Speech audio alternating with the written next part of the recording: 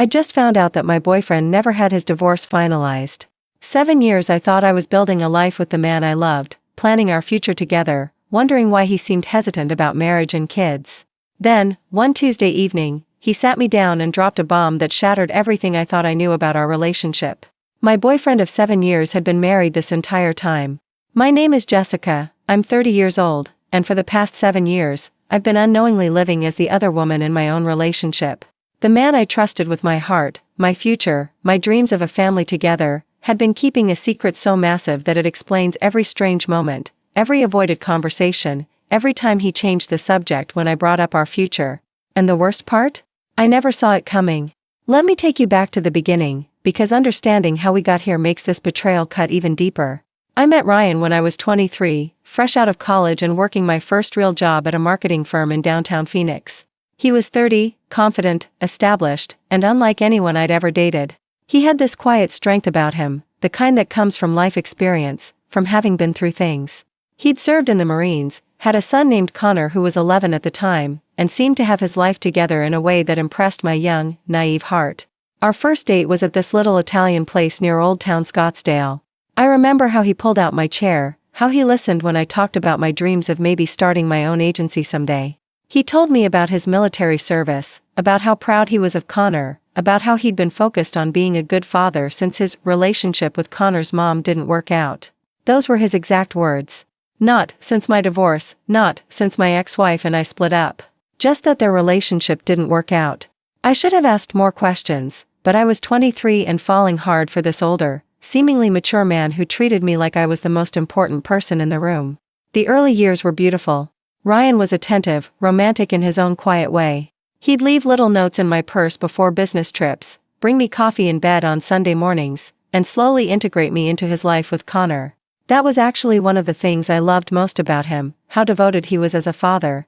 Every other weekend, Connor would stay with us, and I watched Ryan transform into this patient, loving dad who would spend hours helping with homework or throwing a football in the backyard. Connor's mom, Michelle, was barely a presence in our lives back then. Ryan would mention her occasionally when discussing custody arrangements, always referring to her as his ex or Connor's mom. She lived across town, worked some kind of government job that kept her busy, and seemed content to let Ryan handle most of the parenting responsibilities. I thought it was odd that they'd never formalized a custody agreement, but Ryan explained that they preferred to keep things flexible and that lawyers would just complicate everything. We both want what's best for Connor, he'd say, and that seemed reasonable enough. I fell in love with the little family we were building. I'd help Connor with his school projects, cheer at his soccer games, and slowly start to feel like maybe this was my chance at the family I'd always wanted. Ryan and I would lie in bed on Sunday mornings, Connor still asleep in the next room, and talk about our future. He'd talk about maybe getting a bigger place, about how happy he was that Connor had bonded with me, about how he'd never expected to find someone who fit so perfectly into their lives. But even in those early, happy days, there were things that should have been red flags. Ryan was always vague about his past with Michelle. When I'd ask about their relationship, how long they'd been together, what went wrong, he'd give these generic answers about being young and incompatible. We were just kids when Connor came along, he'd say. Military life is hard on relationships.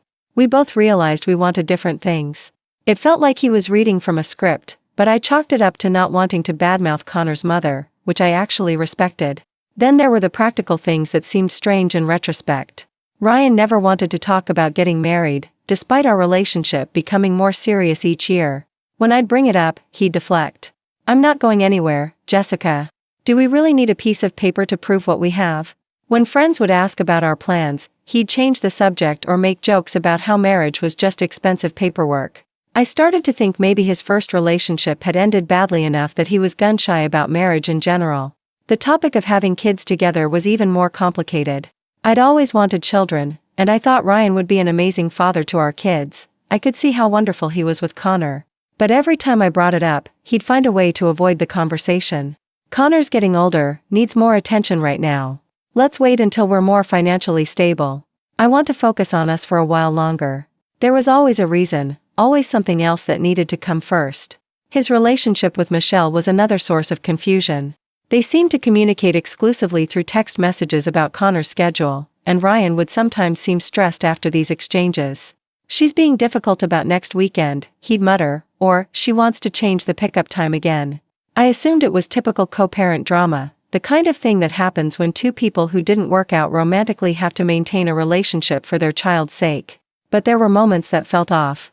Like the time Michelle called while we were having dinner, and Ryan stepped outside to take the call. When he came back, he was tense and distracted for the rest of the evening. "Everything okay?" I asked. "Just Michelle being Michelle," he replied, but he wouldn't elaborate. Or the time I suggested we all go to Connor's school play together, me, Ryan, and Michelle, thinking it would be nice for Connor to have all his important adults there supporting him. Ryan shot down the idea immediately. "That would be too confusing for Connor," he said, but Connor had never seemed confused about my role in his life. The strangest incident happened about 3 years into our relationship. We were at a barbecue at Ryan's friend Mike's house, and Mike's wife Laura was telling a story about their wedding planning. She turned to me and said, "Jessica, you and Ryan have been together what, 3 years now? Any wedding bells in your future?" Before I could answer, Ryan jumped in with a joke about how expensive weddings were and how we were saving up for a house instead. Later, Laura pulled me aside and said something that stuck with me. "You know, I always wondered why Ryan never talks about his divorce. Mike went through such a messy one before we got together, and he still brings it up sometimes. But Ryan acts like Michelle never existed before Connor came along." I should have paid more attention to that comment, should have asked more questions. But I was in love, and I trusted Ryan completely. When you love someone, you want to believe their explanations. You want to think the best of them. So when things felt off, I told myself I was being paranoid or overthinking things. Around year 4, Ryan's behavior started to shift in subtle ways. He became more secretive with his phone, would step out of the room to take certain calls. He started working longer hours, claiming his construction company was taking on bigger projects. When I'd ask about his day, his answers became more vague. "Just the usual," he'd say, instead of the detailed stories he used to tell about job sites and difficult clients. The changes were gradual enough that I couldn't pinpoint exactly when they started, but I began to feel like Ryan was pulling away from me emotionally. Our conversations about the future became even more rare. When I'd try to bring up moving in together officially, I was still keeping my own apartment, though I spent most nights at his place. He'd find reasons to delay. "Let's wait until Connor adjusts to high school. I want to get some work done on the house first." Always something. Connor, now 15, started making comments that should have been warning signs. Once, when Michelle was running late for pickup, he said, "I don't know why you guys can't just figure this stuff out officially. My friend Alex's parents got divorced and they have this whole schedule worked out by the court." Ryan tensed up and quickly changed the subject, but Connor's comment stuck with me. Why hadn't they worked out a formal custody arrangement? Why was everything so informal and flexible when structure might be better for everyone involved? Another time, Connor was helping me organize some papers in Ryan's home office when he found an old box of documents. "Dad, why do you still have all this old mail addressed to Mom?" he asked. Ryan practically sprinted across the room to take the box away. "Just old stuff I need to sort through, buddy," he said, but I caught a glimpse of some of the envelopes. They were addressed to Michelle, but with Ryan's address. Why would Michelle's mail be coming to Ryan's house years after their relationship ended? The breaking point came last month, though I didn't know it at the time. Ryan had been acting especially stressed, checking his phone constantly, having hushed conversations that stopped the moment I walked into the room. I thought maybe he was planning to propose, that all the secrecy was about surprising me. God, how naive I was. Then his mother, Patricia, called me directly, which was unusual. Patricia and I had always had a good relationship. She'd welcomed me into the family, treated me like a daughter-in-law, always asked when Ryan and I were going to give her more grandchildren. But this call felt different. "Jessica, honey, I need to talk to you about something," she said, her voice serious in a way I'd never heard before. "I think it's time Ryan was honest with you about certain things. I've been telling him for months that this isn't fair to you, but he keeps making excuses." My heart started racing. "Patricia, what are you talking about?" "I can't be the one to tell you, sweetheart. That's his responsibility. But I'm going to make sure he does it this week. You deserve to know the truth about his situation with Michelle." She wouldn't say more, just that Ryan needed to have an honest conversation with me soon. I spent the next few days in a state of anxiety, imagining every possible scenario. Was he still in love with Michelle? Were they getting back together? Was there something wrong with Connor that he hadn't told me about? The truth, when it finally came, was somehow worse than anything I'd imagined. It was a Tuesday evening, exactly 1 week after Patricia's mysterious phone call. Ryan had been quieter than usual during dinner, barely touching his food, checking his phone repeatedly. Connor was at Michelle's for the week, so it was just the two of us. After we finished eating, Ryan poured himself a large glass of whiskey, unusual, since he rarely drank during the week, and sat down across from me at the kitchen table. "Jessica, we need to talk," he said, and the tone of his voice made my stomach drop. "There's something I should have told you a long time ago. Something about my relationship with Michelle." I braced myself for whatever was coming, but nothing could have prepared me for what he said next. "Michelle and we're still married. Legally, I mean. The divorce was never finalized."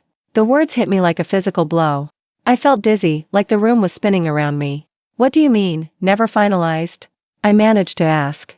Ryan ran his hands through his hair, a gesture I'd seen him make when he was stressed, but now it felt foreign, like I was watching a stranger. "We started the divorce process years ago, when Connor was little. Michelle filed the papers, sent them to me to sign. But I thought we could work things out, so I didn't sign them right away.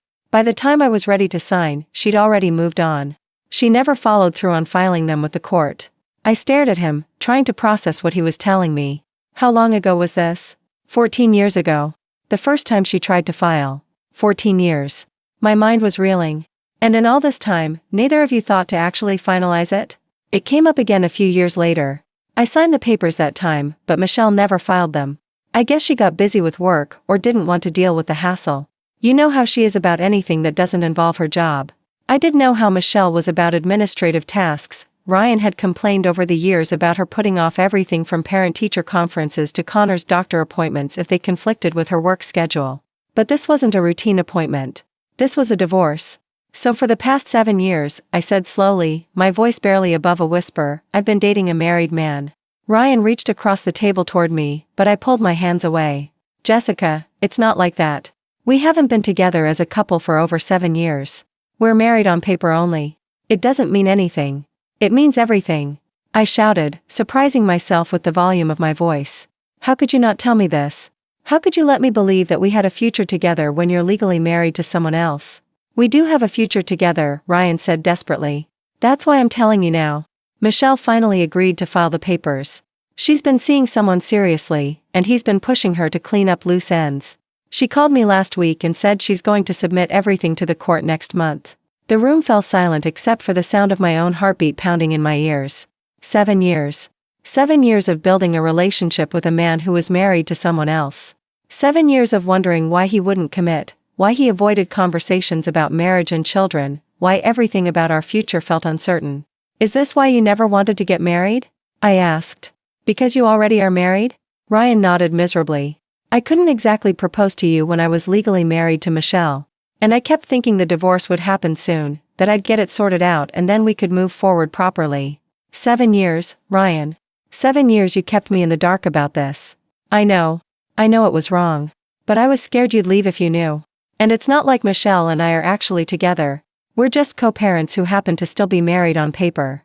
I stood up abruptly, needing to put distance between us. "On paper? Ryan, marriage isn't just paperwork. It's a legal contract. It gives her rights to your assets, your decisions, your life. What if something had happened to you? What if you'd been in an accident?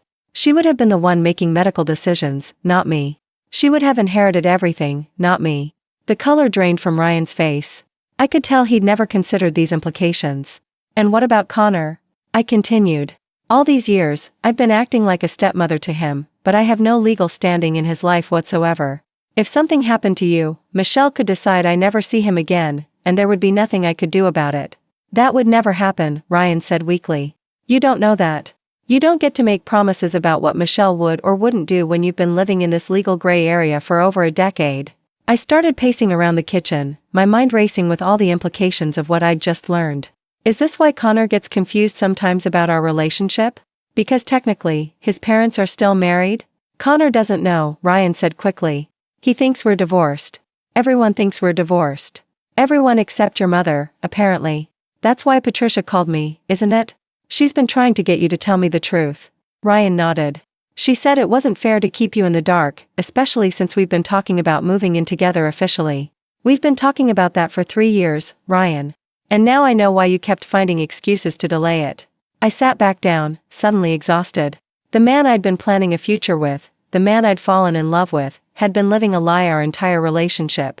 What else haven't you told me? What other secrets are you keeping? Nothing, Ryan said immediately. This is it, I swear. This is the only thing. How am I supposed to believe you? You've been lying to me about something this fundamental for 7 years. How do I know there isn't more? Ryan was crying now, tears streaming down his face. Because I love you, Jessica. I love you more than I've ever loved anyone. I know I should have told you from the beginning, but I was terrified of losing you. You're the best thing that ever happened to me. If I was so important to you, you would have fixed this years ago, I said. You would have made sure the divorce was finalized so we could have a real future together. I tried, Ryan said. I asked Michelle about it several times over the years. But she'd always say she'd get to it eventually, and then months would go by. You know how she is about anything that doesn't directly benefit her. So you just gave up? For 7 years, you just accepted being married to someone else while building a relationship with me. I didn't know what else to do. I couldn't force her to file the papers. You could have filed them yourself, Ryan. You could have gotten a lawyer. You could have done something other than just wait and hope. The truth was, I realized as I said it, that part of him hadn't wanted to push too hard. Maybe because having Michelle as a wife on paper was convenient for some reason I didn't understand yet. Maybe because he was scared of what a formal divorce might mean for his relationship with Connor. Or maybe because he'd gotten comfortable living in this ambiguous space where he could avoid making real commitments to anyone. Over the next several hours, more details came out. Ryan was worried about potential legal complications now that the divorce was actually moving forward. Because they'd never formalized their separation, there might be issues with back child support, even though he'd been financially supporting Connor all along. Their informal custody arrangement might need to be reviewed by a court. There could be questions about asset division, even though they'd been living separately for years. Michelle's new boyfriend is apparently some kind of financial advisor, Ryan explained. He's been asking questions about her legal status, her assets, that kind of thing. She finally realized that being married to me on paper could complicate her relationship with him.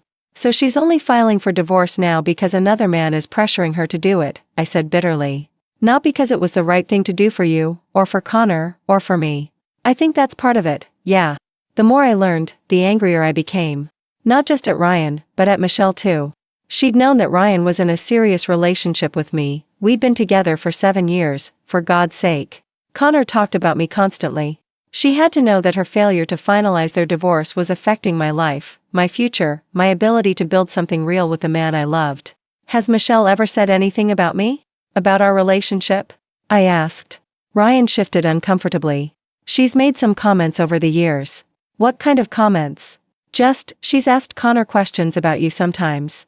About what we do together, whether you stay over, that kind of thing. Ryan, that sounds like she's been monitoring our relationship. Why would she care about those details if she's truly moved on? I don't know. Maybe she's just being protective of Connor. Or maybe she likes having the power that comes with still being married to you. Maybe she likes knowing that I can't truly have the life with you that I want. Ryan looked stricken. You think she kept us married on purpose?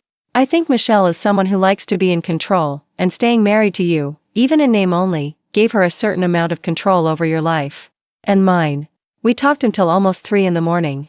Ryan answered every question I asked, gave me every detail he could remember about the failed divorce attempts, the custody arrangements, the financial implications. By the end of the night, I was emotionally drained but also strangely relieved. So many things about our relationship finally made sense. The reluctance to talk about marriage. The vague answers about his past with Michelle.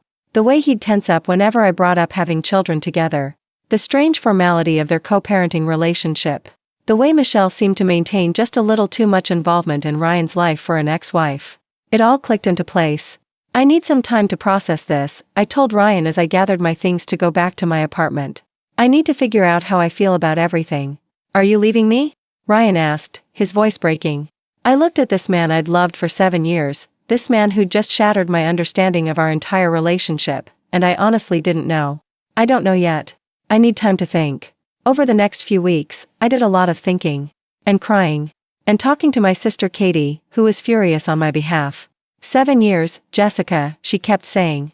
7 years he let you believe you were building a life with someone who was available to build that life with you. But I also talked to Patricia, Ryan's mother, who helped me understand his perspective a little better. He was so young when he married Michelle, she told me. 20 years old, about to deploy, with a baby on the way. I don't think he ever really understood what marriage meant, what divorce meant. To him, it was just paperwork that got in the way of his real life, which was being Connor's father and, eventually, being with you. But Patricia, he had to know this would affect me. He had to know I couldn't make real plans for our future when he was legally married to someone else. Of course he knew, sweetheart. That's why he should have told you years ago. But Ryan has always been someone who avoids conflict, who hopes problems will solve themselves if he ignores them long enough. It's not an excuse, but it's who he is. I also spent time thinking about Michelle's role in all of this. The more I considered it, the more convinced I became that she'd kept their marriage intact deliberately. Not because she wanted Ryan back, but because it gave her leverage, control, a way to maintain some claim on his life even after their romantic relationship ended. Ryan called me every day during those weeks, texting constantly, asking if we could talk, if I was ready to see him yet. Connor called too, confused about why I wasn't around anymore, asking if he'd done something wrong. That broke my heart more than anything else. Finally, about 3 weeks after Ryan's revelation, I was ready to see him again. We met at a coffee shop downtown, neutral territory where we could talk without the emotional weight of being in his house, surrounded by reminders of the life we'd built together. Ryan looked terrible. He'd lost weight, had dark circles under his eyes, looked like he hadn't been sleeping. "Thank you for seeing me," he said as soon as I sat down. "I needed time to process everything," I said. "To figure out what this all means." "Have you?" "Figured it out, I mean." I took a deep breath. "I think so. First, I want you to know that I understand why you didn't tell me at the beginning. We barely knew each other, and it's not exactly first date conversation. But Ryan, after we'd been together for a year, 2 years, definitely by the time we started talking about moving in together, you should have told me." Ryan nodded. "You're absolutely right. I have no excuse for that. Second, I need to know that you understand how this affected me. Not just the fact that you were married, but all the ways that impacted our relationship. The way it made me feel insecure about our future, the way it prevented us from making real plans, the way it made me question whether you were truly committed to me. I do understand. I'm so sorry, Jessica. I never wanted you to feel that way. And third, I need to know what happens now. Where do we go from here?" Ryan leaned forward eagerly. "Michelle filed the papers last week. Her lawyer says it should be finalized within 60 days, since it's uncontested and we've been separated for so long. I want us to start fresh, Jessica. I want to do this right this time." "What does that mean, exactly?" "It means I want to marry you. For real this time. I want us to have the life we've been talking about for years. I want to have children with you, buy a house together, make it all official and legal and real." I studied his face, looking for any sign that he was just telling me what he thought I wanted to hear. But Ryan had never been good at lying. That's probably why he'd avoided the subject for so long rather than making up stories. He looked sincere, hopeful, desperate for me to say yes. "I want those things too," I said finally. "But Ryan, if we're going to try to rebuild this relationship, things have to be different. No more secrets. No more avoiding difficult conversations. If something comes up that affects our future together, you tell me immediately." "Yes. Absolutely. I promise. And we're going to couples counseling. We need help learning how to communicate better, how to build trust again. Whatever you want. Whatever it takes." I reached across the table and took his hand for the first time in 3 weeks. "I love you, Ryan. I've loved you for 7 years, and I don't want to throw that away. But I need to know that you're truly ready to be in this relationship completely, without reservations, without secrets." "I am. I swear to you, I am. We're taking things slowly now. I'm not moving in with him until the divorce is finalized and we've made some progress in counseling. We're having honest conversations about timeline for marriage, for children, for all the things we should have discussed years ago. Connor is thrilled that I'm back in their lives." Ryan had told him we were taking a break, and seems relieved that there's more certainty about everyone's role in his life now. The hardest part is rebuilding trust. Every time Ryan is late coming home, every time he takes a phone call in another room, I feel that spike of anxiety wondering what else he might be hiding. But our counselor is helping us work through that, helping me learn to communicate my fears instead of letting them fester, helping Ryan understand the full impact of his deception. Michelle, for her part, has been surprisingly cooperative with the divorce proceedings. I think she's genuinely ready to move on with her new relationship and doesn't want the complications of being married to someone else anymore.